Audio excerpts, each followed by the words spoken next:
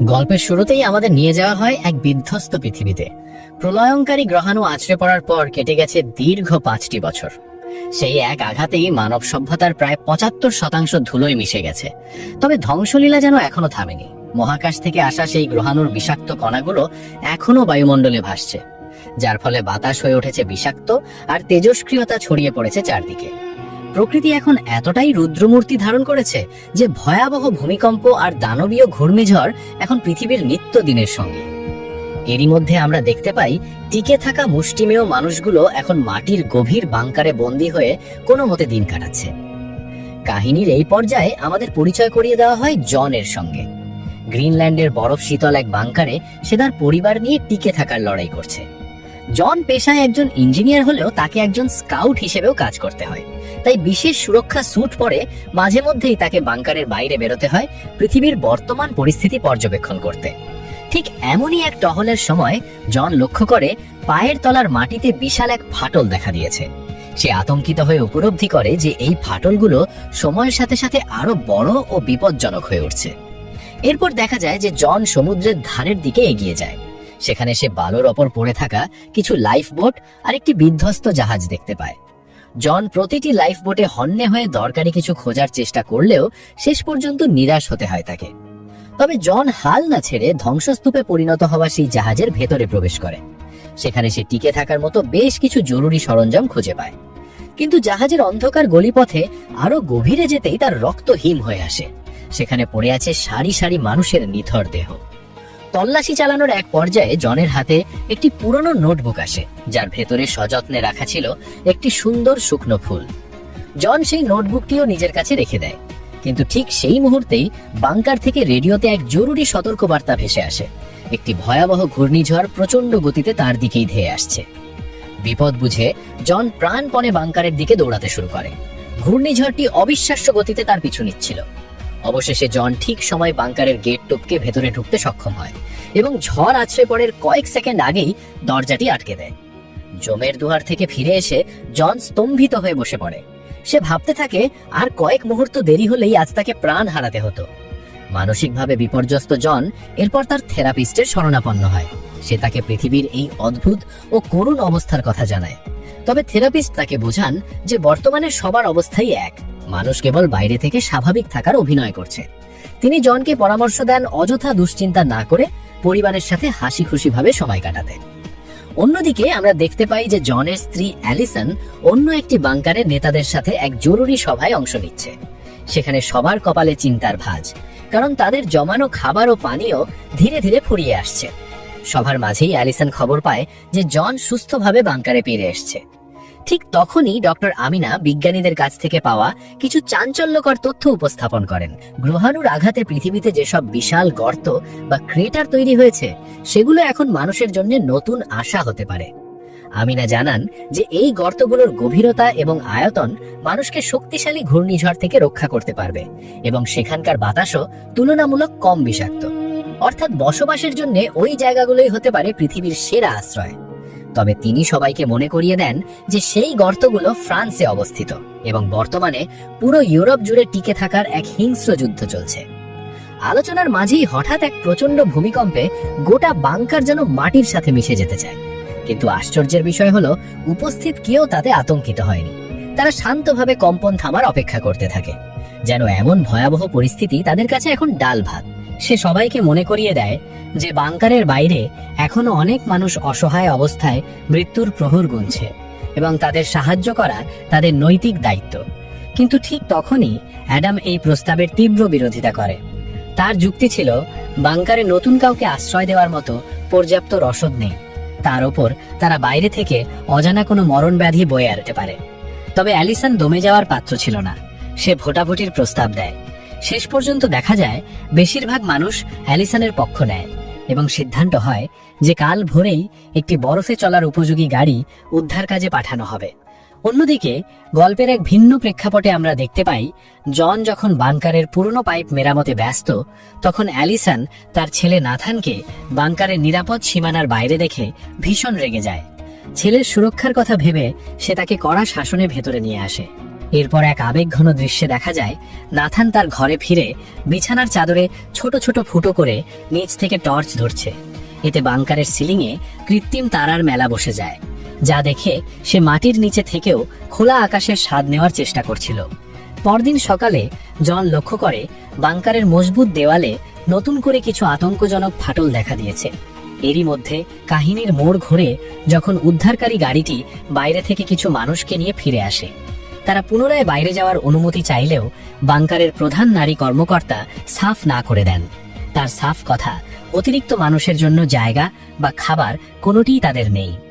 কথোপকথনের মাঝেই হঠাৎ এক প্রলয়ঙ্কারী ভূমিকম্পে পুরো পরিস্থিতি ওলটপালট হয়ে যায় এবং উদ্ধারকারী গাড়ির সঙ্গে বাংকারের যোগাযোগ সম্পূর্ণ বিচ্ছিন্ন হয়ে পড়ে। এবারের কম্পন ছিল আগের চেয়েও কয়েক গুণ শক্তিশালী, যার ফলে দেখা যায় বাংকারের ছাদের বিশাল অংশ ধসে পড়ে, অনেক মানুষ পাথরের নিচে চাপা পড়ে যায়। এই ধ্বংসযজ্ঞের মাঝেই জনের মাথায় একটি পাথর ছিটকে আসে এবং ধুলোবালির কারণে তার দীর্ঘদিনের কাশিটা আরো ভয়াবহ রূপ নেয়। তবে এক বন্ধুর সহায়তায় সে কোনো মতে সেখান থেকে বেরিয়ে আসতে সক্ষম হয়। চারদিকে তখন বিপদের সাইরেন বাজছে আর বাংকারটি তাসের ঘরের মতো কাঁপছে।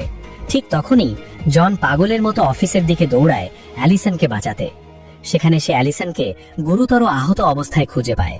এরপর তারা দুজনে মিলে নাথানকে তার ঘর থেকে উদ্ধার করে। ধুলোর আস্তরণে নাথান তখন শ্বাসকষ্টে ছটফট করছিল। পরিস্থিতির ভয়াবহতা আঁচ করতে পেরে জন সিদ্ধান্ত নেয় যে এই বাংকার এখন আর নিরাপদ নয়। সে সবাইকে দ্রুত প্রয়োজনীয় জিনিস গুছিয়ে নিতে বলে এবং নিজে কিছু অক্সিজেন মাস্ক জোগাড় করতে লকারের দিকে ছুটে যায়। বাংকার থেকে পালানোর সময় মূল ফটকের সামনে মানুষের উপচে পড়া ভিড়, কিন্তু যান্ত্রিক ত্রুটির কারণে গেটটি অর্ধেক আটকে থাকায় সেখান দিয়ে বের হওয়া ছিল অসম্ভব। উপায়ন্তর না দেখে জন তার পরিবারকে নিয়ে পেছনের একটি গোপন সুড়ঙ্গ দিয়ে পালানোর চেষ্টা করে, কিন্তু দুর্ভাগ্যবশত সেই পথটিও ধসে বন্ধ হয়ে গিয়েছিল। নিরুপায় হয়ে তারা ধ্বংসস্তূপের মাঝ দিয়ে হামাগুড়ি দিয়ে সামনের দিকে এগোতে থাকে। অবশেষে জন যখন কন্ট্রোল বাটন চাপে তখন বাংকারের ইঞ্জিন আর দেওয়ালগুলো হুড়মুড়িয়ে ভেঙে পড়ে, কিন্তু ভাগ্যক্রমে তারা ঠিক সময় বাইরে বেরিয়ে আসতে পারে। বাইরে বেরিয়ে তারা দেখতে পায় এক বিভীষিকাময় দৃশ্য। চারদিকে মৃত্যু মিছিল আর হাহাকার। মাটির নিচ থেকে গরম জল আর গ্যাসের ফোয়ারা ছুটতে শুরু করলে ভিড়ের মাঝে তারা নাথানকে হারিয়ে ফেলে। হন্যে হন্যে খোঁজাখুঁজির পর দেখা যায় নাথান আহত ডক্টর আমিনাকে সাহায্য করছে। জন দ্রুত ডক্টর আমিনাকে সাথে নিয়ে সমুদ্র তীরের দিকে ছুটতে শুরু করে। তীরে পৌঁছে আমরা দেখতে পাই মানুষগুলো ছোট ছোট বোটে করে প্রাণ বাঁচানোর শেষ চেষ্টা করছে। ভিড় এত বেশি ছিল যে চোখের সামনেই একটি বোট সাগরে উল্টে যায়। বিশৃঙ্খলার এই সুযোগে কিছু মানুষ অ্যাডামের মাস্ক কেড়ে নেওয়ার চেষ্টা করলে জন আর অ্যালিসন তাকে বাঁচাতে ঝাঁপিয়ে পড়ে, কিন্তু একজন লোক মাস্কটি নিয়ে চম্পট দেয়। অনেক কষ্টে তারা অ্যাডামকে তীরের নিরাপদ জায়গায় নিয়ে আসে। কাহিনীর একদম শেষ পর্যায়ে দেখা যায় তীরে মাত্র একটি বোটই অবশিষ্ট আছে। অ্যালিসন অন্যদের সাথে নিতে চাইলেও বোটের ক্যাপ্টেন অতিরিক্ত ওজনের ভয়ে রাজি হন না। অগত্যে নিরুপায় হয়ে চোখের সামনেই আর্তনাদ করা মানুষদের ফেলে বোটের দরজা বন্ধ করে দিতে হয়। ঠিক সেই মুহূর্তে সমুদ্র থেকে এক বিশাল জলোচ্ছ্বাস তীরের সবকিছু ভাসিয়ে নিয়ে যায়। জনের বোটটি উত্তাল ঢেউয়ের কবলে পড়লেও দক্ষ ক্যাপ্টেনের কারণে তারা কোনো মতে বেঁচে যায় এবং এক অনিশ্চিত ভবিষ্যতের দিকে যাত্রা শুরু করে। কিন্তু মাঝ সমুদ্রে উত্তাল ঢেউয়ের সঙ্গে লড়াইয়ের পর জন তার বিশেষ যন্ত্র দিয়ে পরীক্ষা করে নিশ্চিত হয় যে বাইরের বাতাসের মান এখন উন্নত। দীর্ঘ সময় পর তারা স্বস্তির নিঃশ্বাস ফেলে মাস্ক খুলে ফেলে। এরপর সবাই গোল হয়ে বসে পরবর্তী গন্তব্য নিয়ে আলোচনা শুরু করে। আইসল্যান্ড মানচিত্র থেকে মুছে যাওয়ায় ম্যাপ দেখে সিদ্ধান্ত হয় পরবর্তী গন্তব্য ইংল্যান্ড। কয়েক ঘন্টা পরই বিপত্তি ঘটে। হঠাৎ জ্বালানি পুরোপুরি শেষ হয়ে যায়। আর কোনো উপায় না থাকায় তারা নিজেদের ভাগ্য ঢেউয়ের হাতে তুলে দেয়। দীর্ঘ অপেক্ষার পর বোট স্থলে পৌঁছায়। চারপাশ দেখে সবাই অবাক হয়, তারা আসলে লিভারপুলে এসে পড়েছে। জন পরীক্ষা করে দেখে বাতাস বিশুদ্ধ, কিন্তু শহরটি ধ্বংসস্তূপে পরিণত হয়েছে। বড় অংশ পানির নিচে তলিয়ে গেছে। জন বৈঠা হাতে নিয়ে বোটটিকে শুকনো রাস্তায় ভেড়ায়। শহরটি জনমানবহীন ও ভুতুড়ে। দূরে কিছু মানুষ হাঁটতে দেখে তারা পিছু নেয় এবং দেখে একদল মানুষ কোনো মতে বেঁচে থাকার চেষ্টা করছে। জন লক্ষ্য করে তারা ভয়াবহ অসুস্থ, বাঁচার আশা প্রায় নেই। হঠাৎ চিৎকার শুনে এগিয়ে গিয়ে তারা দেখে বিশাল ভিড় একটি বাংকারের সামনে জড়ো হয়েছে আর সশস্ত্র সেনারা পাহারা দিচ্ছে। অ্যাডাম দৌড়ে গিয়ে জানায় তারা গ্রিনল্যান্ড স্টেশনের কর্মকর্তা, কিন্তু আইডি ছাড়া ঢোকা অসম্ভব বলে জানিয়ে দেওয়া হয়। দুর্ভাগ্যজনকভাবে শুধু অ্যালিসনের কাছেই আইডি ছিল, কিন্তু সে পরিবার ছেড়ে একা যেতে রাজি হয় না।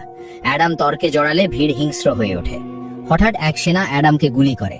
আরেকজন ভেতরে ঢোকার চেষ্টা করলে সেও নিহত হয়। মুহূর্তেই গেট বন্ধ হয়ে যায়। ঠিক তখন দিগন্তে ভয়াবহ ঝড় দেখা দিলে চারদিকে হাহাকার পড়ে যায়। ডক্টর আমিনা ও জনের পরিবার একটি ভ্যান থামিয়ে লন্ডনে যাওয়ার অনুরোধ করে।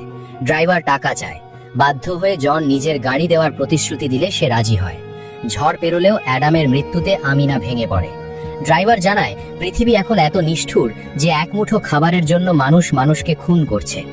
জঙ্গলে থামার সময় জন ফ্রান্সের অবস্থা জানতে চাইলে সে বলে, ফ্রান্স এখন মৃত্যুপুরী, নিরাপদ গর্তগুলো কেবল গুজব। হঠাৎ আকাশ থেকে গ্রহাণুর টুকরো ঝরতে শুরু করে। সবাই গাছ আঁকড়ে ধরে। ড্রাইভার ভ্যান বাঁচাতে দৌড়ালে একটি জ্বলন্ত পাথর সরাসরি ভ্যানের ওপর পড়ে এবং মুহূর্তে ড্রাইভার সহ সব ভস্মীভূত হয়ে যায়। বৃষ্টি থামার পর বেঁচে থাকা চারজন প্রয়োজনীয় জিনিস নিয়ে হেঁটে লন্ডনের পথে রওনা দেয়। সেখানে একটি বিশাল দালানে কড়া নাড়লে ম্যাকেনজি বন্দুক তাক করলেও পরে চিনে ফেলে ভেতরে নিয়ে যায়। সে জানায় জায়গাটি একটি রিটায়ারমেন্ট হোম। সোলার প্যানেলে বাতাস বিশুদ্ধ রাখা হচ্ছে। অনেকদিন পর সবাই পেট ভরে খায়। ফ্রান্সের গর্ত নিয়ে জানতে চাইলে ম্যাকেনজি বলে, সবই গুজব। রাতে অ্যালিসন বাথরুম থেকে জনের কাশির শব্দ শুনে উদ্বিগ্ন হয়। বেসিনে তাজা রক্ত দেখে সে জনকে চেপে ধরে প্রশ্ন করে। শেষ পর্যন্ত জন তার সবচেয়ে বড় গোপন কথা জানায়। বাংকারে থাকাকালীন ডাক্তার তাকে এক মারাত্মক দুঃসংবাদ দিয়েছিল। সে জানায়, বাংকারের ডাক্তার আগেই সতর্ক করেছিল কাশির সঙ্গে রক্ত মানে তার হাতে আর মাত্র 6 থেকে 8 সপ্তাহ সময় আছে। এই নির্মম সত্য শুনে অ্যালিসন ভেঙে পড়ে। কান্না এসে বলে, আমাদের আর কোথাও যাওয়ার দরকার নেই জন, এখানেই থাকি। অন্তত তোমার শেষ দিনগুলো শান্তিতে কাটুক। কিন্তু জন দৃঢ় কণ্ঠে বলে, আমি হার মানতে আসিনি অ্যালিসন, তোমাদের নিরাপদ জায়গায় না পৌঁছে দিয়ে আমি মরবো না। পরদিন ম্যাকেনজি তাদের একটি পুরনো গাড়ির চাবি দেয় এবং জনের হাতে আত্মরক্ষার জন্য লোডেড বন্দুক তুলে দেয়। বিদায় নিয়ে চারজন আবার রওনা দেয়। কয়েক ঘন্টা পর নাথান মনমরা হয়ে বসে থাকে। তাকে হাসাতে জন আর অ্যালিসন খেলা শুরু করে। ঠিক তখনই জানালার কাঁচ ভেঙে একটি বুলেট সরাসরি আমিনার গায়ে লাগে। সে মুহূর্তেই মারা যায়। তারা ডাকাত দলের কবলে পড়েছে। জন গাড়ি থেকে নেমে পাল্টা গুলি চালিয়ে একের পর এক ডাকাতকে খতম করে, কিন্তু শেষ মুহূর্তে তার গুলি শেষ হয়ে যায়। বিপদ আসন্ন মনে হতেই অ্যালিসন সাহস করে দ্বিতীয় বন্দুক দিয়ে শেষ ডাকাতটিকে হত্যা করে। এরপর তারা ভারাক্রান্ত হৃদয়ে আমিনাকে সমাহিত করে। দীর্ঘ পথ পাড়ি দিয়ে পরিবারটি এক বিশাল ধুধু প্রান্তরে পৌঁছায়, যা একসময় ছিল সমুদ্র।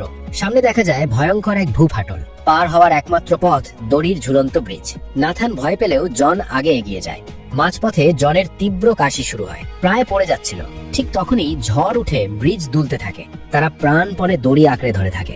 ঝড় থামার পর একটি পাথরের ওপর আশ্রয় নিতেই দুটি ভূমিকম্পে ব্রিজ ছিঁড়ে পড়ে যায়। পাশের সিঁড়িতে থাকা এক লোক বাঁচতে গিয়ে সঙ্গীকে খাদে ঠেলে দেয় এবং লাফিয়ে নাথানের ওপর পড়ে। নাথান নিচে পড়ে যেতে থাকলে জন আর অ্যালিসন শেষ মুহূর্তে তাকে টেনে তোলে। এখন আর গাড়ি নেই, পায়ে হেঁটেই চলতে হয়। হঠাৎ গুলির শব্দে তারা দেখে ডেনিস নামের এক ব্যক্তি বন্দুক তাক করে দাঁড়িয়ে আছে। বুঝতে পেরে যে তারা সাধারণ মানুষ, সে বন্দুক নামিয়ে সাহায্য করে। শেষে ডেনিস তাদের একটি পরিত্যক্ত ফ্যাক্টরিতে নিয়ে যায়। সেখানে ডেনিস তার স্ত্রী ও ছোট মেয়ে কামিলের সাথে পরিচয় করিয়ে দেয়। আর এখান থেকেই শুরু হয় তাদের জীবনের নতুন অধ্যায়। কিছুদিন পর ডেনিসের স্ত্রী ভয়াবহ রেডিয়েশনের প্রভাবে সম্পূর্ণ পক্ষাঘাতগ্রস্ত, হুইল চেয়ারে বন্দী, কথাও বলতে পারেন না। রাতের খাবারে ডেনিস জানতে পারে জনরা সেই রহস্যময় গর্তগুলোর খোঁজে বের হয়েছে। সে সতর্ক করে দেয়, এখন ওই জায়গা আক্ষরিক অর্থেই নরক, কারণ গর্ত দখল করতে মানুষ মানুষকে পশুর মতো মারছে। এক কোমল মুহূর্তে কামিল নাথানকে তার ঘরে নিয়ে গিয়ে নিজের প্রিয় জিনিসগুলো দেখায়। বদলে নাথান তাকে সেই ছিদ্র করা চাদরটি দেখায়, যেটা দিয়ে সে বাংকারে কৃত্রিম আকাশ বানাতো। পরদিন ডেনিস জনকে একটি মানচিত্র দেয়, নিরাপদ রাস্তা বুঝিয়ে দেয় এবং সেনাবাহিনীর এক বন্ধুর পুরনো ছবি দেখায়। ঠিক তখনই ডেনিস কান্নায় ভেঙে পড়ে জনকে অনুরোধ করে কামিলকে যেন তারা সঙ্গে নিয়ে যায়। অসুস্থ স্ত্রীকে ফেলে যেতে না পারলেও মেয়েটার নিরাপত্তা সে চায়। মা বাবাকে বিদায় জানিয়ে কামিল জনদের সঙ্গে রওনা দেয়। কয়েক ঘন্টা পর সেনারা তাদের ঘিরে ধরলেও কামিল বাবার জেনারেল বন্ধুর নাম বলায় তারা সাহায্য করে। রাত বাড়তেই তারা ভয়াবহ যুদ্ধক্ষেত্রে পড়ে যায়। এক সেনার সহায়তায় জঙ্গল দিয়ে এগোতে থাকে। চারদিকে বিস্ফোরণ, গুলি আর জ্বলন্ত মানুষের দৃশ্য। প্রাণ বাঁচাতে তারা লাশ ডিঙিয়ে দৌড়ায়। চরম মুহূর্তে তারা একটি সুড়ঙ্গে ঢোকে। ধুলোয় জনের কাশি আবার শুরু হয়।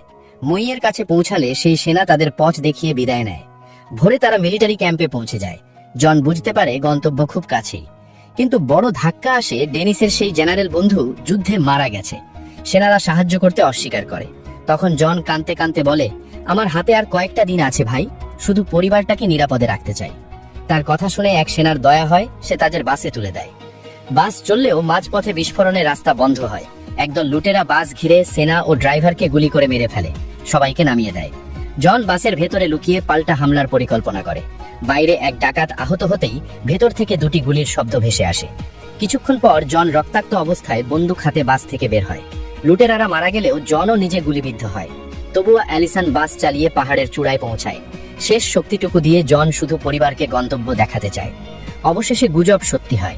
চোখের সামনে ভেসে ওঠে স্বর্গের মতো এক উপত্যকা, যেখানে বাতাস বিশুদ্ধ আর মাটি উর্বর। ঠিক তখনই জন মাটিতে লুটিয়ে পড়ে, শরীর আর সাড়া দেয় না। শেষ দৃশ্যে জন স্ত্রী আর সন্তানকে বিদায় জানিয়ে চিরতরে চোখ বন্ধ করে। নাথান কাঁদতে কাঁদতে সেই বাবার শেখানো প্রার্থনাই করতে থাকে। এক মহান আত্মত্যাগ আর বাবার ভালোবাসার মধ্য দিয়ে শেষ হয় এই রোমহর্ষক কাহিনী। তো গল্পটি ভালো লাগলে একটি লাইক ও সাবস্ক্রাইব করে পাশেই থাকার জন্য অনুরোধ রইল। Good bye.